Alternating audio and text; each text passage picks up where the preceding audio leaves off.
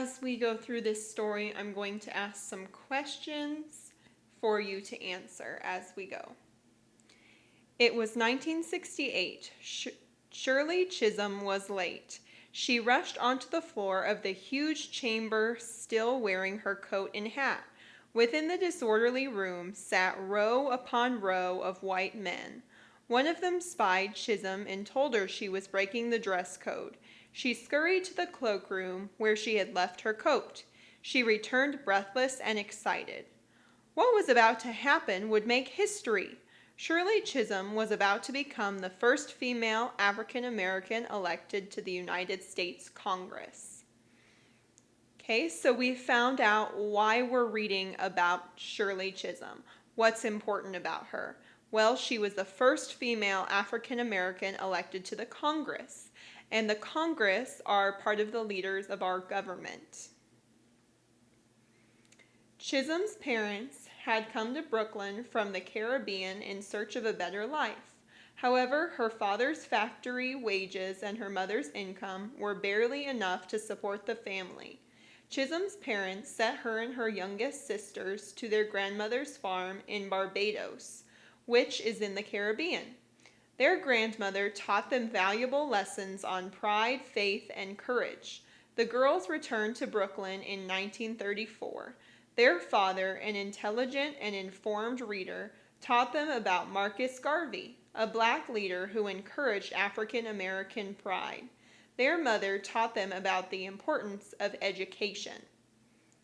So do you think that Shirley's parents had a big influence on her and on her decision to become a part of the Congress? I think they probably did. I think that they were role models for her in how they showed her that education was important and in how they showed her that African Americans could be leaders too. Next page. At Brooklyn College, Chisholm majored in sociology, the study of how humans, groups, and societies interact. As it turned out, she may have gained as much understanding of sociology outside the classroom as in it during her college years. Skilled in debate, this gifted speaker won several prizes for her logical arguments. She became active in political groups. Chisholm also attended many community meetings where she spoke to government leaders about the need for services in her mostly black neighborhood. Her professors, impressed with her knowledge and passion, urged her to go into politics after she graduated with honors in 1946. So politics is like the government. So they were saying that she should go become a part of the government because she was so good at public speaking and at making arguments. Those are important parts of having a career in politics. What type of story do you think this is so far? Is it a fiction story or a nonfiction story? Well, it is a nonfiction story because it tells about a real person's life. We can also tell because the pictures in the story are real pictures of real people. To be more specific, this story is a biography because it tells the story of someone's life. Okay, let's keep reading. Chisholm and children. Although still interested in politics, Chisholm chose to pursue a career in education. In 1946, she started teaching nursery school while earning a master's degree in early childhood education. By 1959, Chisholm was considered an expert in early education. She certainly had many opportunities to see how children were affected by poverty and discrimination in her 13 years of work. But she wanted to change things. Chisholm started a new job in 1959 at the New York Bureau for Child Welfare.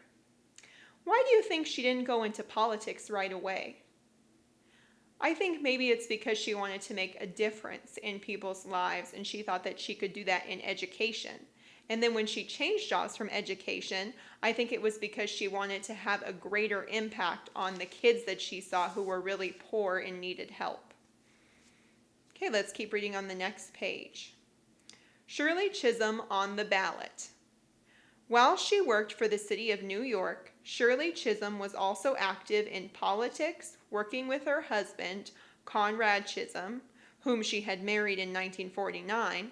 She joined a neighborhood group that supported political candidates. Chisholm also worked hard to help her fellow African Americans. She was also very outspoken within the Democratic Party in Brooklyn and challenged politicians who denied the importance of racial equality. Not surprisingly, Chisholm was not popular with longtime white members. However, members of her district, who were largely African American and Hispanic American, did approve of her. Why do you think the other people didn't approve of her? I think it probably has to do with the racism during this time. So a lot of the people who had been there for a long time were racist and didn't believe that African Americans should be involved in the government.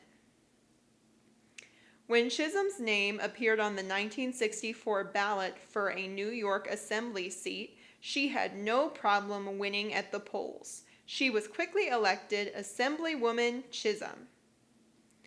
So she is having great success, even though there's people who don't like her and don't want her to be successful.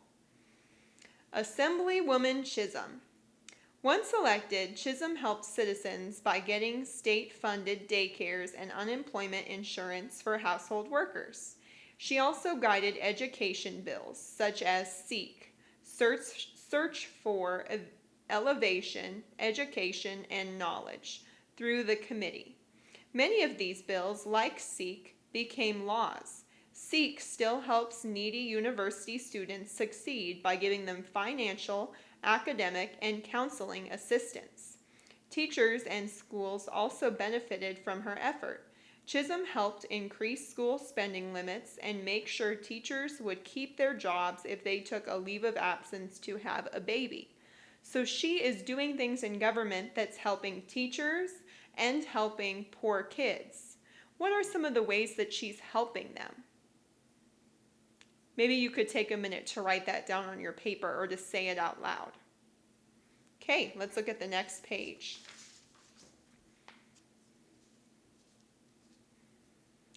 Chisholm for Congress. In 1968, New York and American history changed forever. An earlier lawsuit claimed that New York City's black voters were treated unfairly because their votes were being split among several mainly white voting districts. The court ruled that a new voting district should be created. It became the 12th district, composed mainly of Brooklyn's minority voters. This presented an incredible opportunity for Chisholm to represent the 12th district in the U.S. Congress. This also offered her a chance to help others throughout the nation. Chisholm faced Republican James Farber in the November election. Farber, a white male known as a civil rights leader, was expected to win. Imagine the surprise when in 1968, Shirley Chisholm won by more than 2-1. She had become the country's first African American woman elected to Congress. Why do you think it was such a big deal that she was elected to the Congress? Well, I think that was for a couple reasons. I think it was because she was a woman. I think it was because she was African American. So she had to overcome a lot of prejudice because of both of those things to be able to be successful and get those votes. Representative Chisholm. The House of Representatives was not what Chisholm had expected. Members paid little attention to speakers, sometimes drowning out speeches with their conversations. Speakers often spoke for only a minute, although their full speeches were entered into the official records. However, after the first several weeks, Chisholm discovered that she wasn't what many legislators had been expecting either. Her charm surprised them, as many had thought she would be angrily anti-white and unfriendly. So even though some of the white people were not accepting of her and challenged her, she didn't act disrespectfully to them. She wasn't mean-spirited. She still tried to work with them and was kind. From the start, Congresswoman Chisholm's mission was clear. She championed education and employment programs, promoted better incomes for American workers, and worked to improve life and opportunities in inner cities. A dedicated, loyal, and able staff supported Chisholm as she spoke on all of these important issues. Many legislators rewarded people who helped them get elected with staff or other government jobs. However, Chisholm chose to hire staff based on their abilities, not out of gratitude. She also wanted a female staff, perhaps because she knew that women were often overlooked because of their gender. Later, she would add male staff members as well, although her staff always remained mostly female. So I think because she was a woman and she knew that it was hard for women to get jobs, she wanted to help other women like herself to be successful. What do you think could be a word or a character trait to describe Chisholm? I think that we might say that she was brave or hardworking or kind or selfless because she thought of other people before herself and she wanted to care for their needs. Miss Chis for Prez. Despite her busy schedule, Chisholm made time to become active in organizations she felt were important. One of these groups was the National Organization for Women. Chisholm and other members actively worked for equality for all women. Although she was happy and successful in Congress, Chisholm couldn't rest. The country needed change, and Shirley Chisholm knew how to start it. Supported by members of NOW and many other groups, Chisholm decided to run for president. So she's not satisfied with just being a part of Congress. She wants to do even more, and she knows that she could do that by becoming the president. Chisholm's campaign had huge obstacles to overcome. Although Chisholm was popular with women and young people, not many of the Democratic leaders supported her going into the 1972 Democratic National Convention. There, however, Chisholm received the support of a powerful group called the Congressional Black Caucus, of which she was one of the founding members. As a result, Chisholm received 152 votes on the convention's ballot, which was impressive for a minority female in 1972.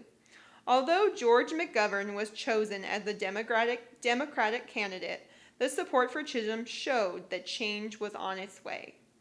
So she didn't become president. She didn't even become the Democratic candidate for president, but she still received a fair amount of votes, which was very impressive considering all of the things that she had going against her. After the race, Chisholm remained in Congress through 1982, a sponsor of the Equal Rights Amendment, which was a change to the United States Constitution. Chisholm fought for equality for all Americans under the law. She continued to support the efforts of women with other minorities, hoping that her contributions would pave the way for others. Throughout her life, Chisholm never stopped working hard for what she believed. Shirley Chisholm, champion of change. And this is a little timeline that shows you from when she was born all the way to where she died and the major events that happened in her life. So before we get into the activities, one activity that I would suggest doing if you want more activities to do with this story is taking this timeline and turning it into a summary. So writing some sentences about each of these major things that happened in her life to create a summary of Shirley Chisholm's life. Another thing that you might do with this story is you can create a cause and effect chart. So the cause is that Shirley Chisholm was committed to equal treatment for all, and think of what were some of the effects of that. What were some of the things that she did because she was committed to change and equality for everyone? There's also a writing assignment that you can do, and as always, you can do activities with these vocab words if you choose. One more thing that I want you to think about before we finish looking at this story is, what do you think a theme of this story could be? Thinking about Shirley Chisholm's life and what she stood for, what might a theme be? I think a possible theme could be that we should work hard no matter what stands in our way. and that if we work hard, we can overcome obstacles and make changes in the world. That's just one example. You might have come up with another theme that would have been fine too. Okay, now for our last video, we will look at the math for this packet. Thanks for watching.